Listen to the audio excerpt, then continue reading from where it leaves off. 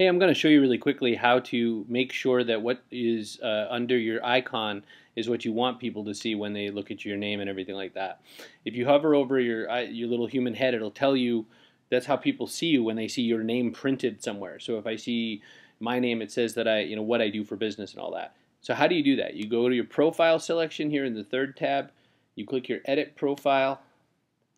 You hover down to employment.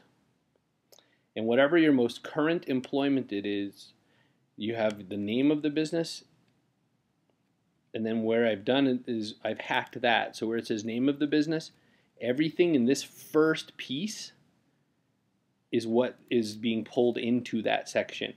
And then you just hit save. I'm going to hit cancel. You hit done editing, and then you're there. And that's how you do that.